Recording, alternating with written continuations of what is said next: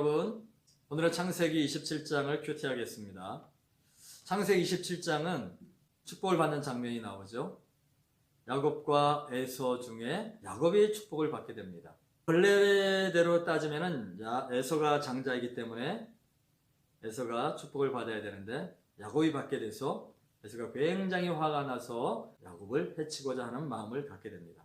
그런데 왜 에서는 이 축복을 놓치게 됐을까요? 그것은 에서는 첫 번째로 장자권을 너무 소홀히 여겼습니다. 장자권이라 하는 것은 아브라함에게서부터 시작해서 야곱에게로 나오는 여호와 하나님에 대한 신앙을 계승하고 발전시키는 그런 의무와 권리를 가진 그런 권리가 장자권이었습니다. 그런데 배가 고프다고 그래서 팥죽 한 그릇의 장자권을 팽개치는, 그래서 신약 성경에서는 그것을 망령된 행동이다라고 표현하고 있습니다.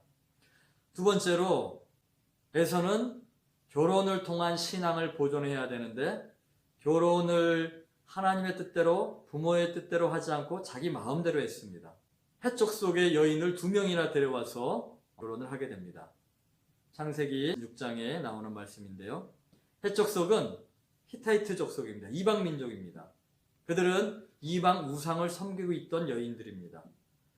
그들과 결혼했다는 것은 여호와 하나님을 인정하지 않고 이방 신상을 받아들이겠다고 하는, 우상을 받아들이겠다고 하는 그런 큰 건이기 때문에 그것이 리브가와 이삭의 큰 마음의 근심거리가 되었습니다.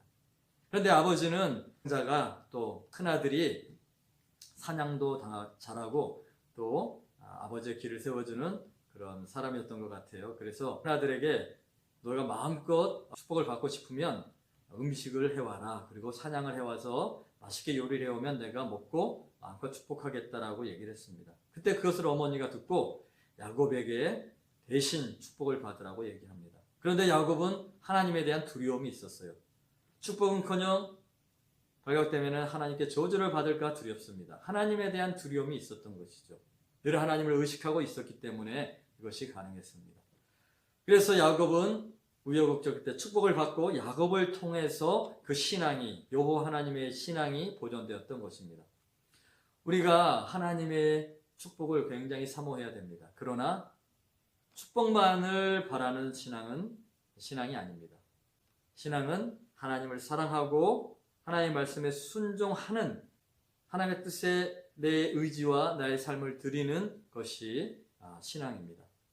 우리 친구들이 지금은 많은 것을 결정해야 되겠고 많은 앞길이 있죠. 그러나 신앙이라는 것은 우리 친구들의 인생을 하나님의 뜻에 올려드리는 것, 하나님의 뜻이 나의 인생에 어떤 계획을 가지고 계시는지를 묻고 확신한 가운데 그 길로 가는 것입니다. 저도 청년 때 고민을 했습니다. 내가 내 인생을 창의적으로 살면서 하나님께서 도와달라고 하는 것이 올바른 신앙인지, 아니면 하나님의 뜻이 무엇인지 그것을 찾고 그것을 이루어 나가는 것이 올바른 신앙인지 고민했지만 성경 말씀을 통해서나 저의 삶을 통해서 보면은 당연히 하나님은 나 개인에게 계획을 가지고 계시는데 그 계획을 이루어 드리는 것이 바른 신앙이고 성공한 인생입니다. 우리 아도나이 학생들도 꼭 하나님에 대한 사랑과 순종함으로 그 그릇 안에 축복을 받는 친구들 되기를 원합니다.